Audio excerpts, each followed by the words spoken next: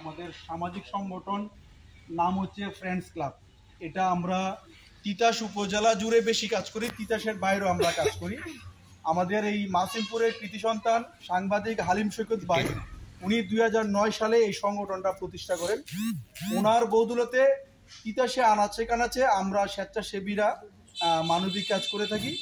আপনাদের বলরামপুর ইউনিয়নে অর্থাৎ আমাদের এই বিভিন্ন ওয়ার্ডে কাজ হয়েছে, কিন্তু আপনাদের উত্তর বলরামপুরে আমাদের মনে হয় এটা সম্ভবত প্রথম মানবিক কাজ।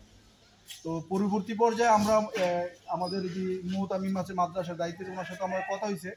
তো আমরা পরবর্তী পর্যায়ে আমাদের পরবর্তী কার্যক্রমগুলো করে থাকবো। তো আমাদের এই ফ্রেন্ডস ক্লাবের আপনাদের এলাকারই কৃতি সন্তান তিনজন আছেন, আমাদের পরিচিত করে দিচ্ছি। এক হচ্ছে আপনাদের লালপুর নজরুল ইসলাম স্কুলের প্রধান শিক্ষক এবং আমাদের ফ্রেন্ডস ক্লাবের উপদেষ্টা আমাদের বশির স্যার আছেন। আমাদের মাঝে উপস্থিত আছেন আমাদের ফ্রেন্ডস ক্লাব কেন্দ্রীয় নির্বাহী কমিটি আছে, এটার সিনিয়র সহসভাপতি আমাদের তারিকুল ইসলাম ভাই, আপনাদের এই এলাকার সন্তান তারেক ভাই। আমাদের ফ্রেন্ডস ক্লাবে আসলে আমি আপনাদের কাছে চিনি না, আমাদের ফ্রেন্ডস ক্লাব বলরামপুর ইউনিয়নে কিছু সদস্য আছে, যেমন আমাদের ফ্রেন্ডস ক্লাব তিতাস উপজেলার শাখার যুগ্ম সাধারণ সম্পাদক রাসেল মিয়া ভাই আছেন আমাদের ফ্রেন্ডস ক্লাবে। তো আপনাদের এই বলরামপুর ইউনিয়নে আমাদের এই সংগঠনের সদস্যরা আছেন, আমি আপনাদেরকে জানাচ্ছি। তো আমরা আমাদের এই 2009 সাল থেকে অদ্যাবধি 15 বছর ধরে আমরা মানবতার কল্যাণে তিতাস উপজেলায় কাজ করছি।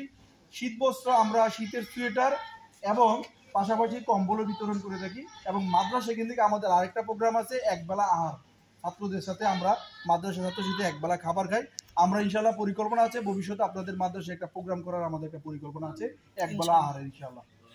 অর্থাৎ আমরা আমাদের ফ্রেন্ডস ক্লাবের সদস্যরা সহ মাদ্রাসার শিক্ষার্থীদের সহ একসাথে আমরা দুপুরের খাবারটা খেয়ে থাকি। সাধারণত কয়েকটা মাদ্রাসা আমরা করেছি। দিলাম, দেওয়ার পরে আমাদের একটা শুভাকাঙ্ক্ষী সাধারণ ইউনিয়ন আমার নক দিয়েছে, ভাই আপনার একটা বিকাশ নাম্বার দেন। আমি কেন ভাই, আপনি নাম্বারটা দেন, আপনাদের শীত বস্ত্র বিতরণে আমি 20,000 টাকা শুরু দিলাম। এই যে বিষয়টা হচ্ছে প্রচারের কারণে, কিন্তু ফেসবুকে পোস্ট দেওয়ার কারণে কিন্তু উনি জানতে পারছে যে আমরা মানবিক কাজ করতে পারছি।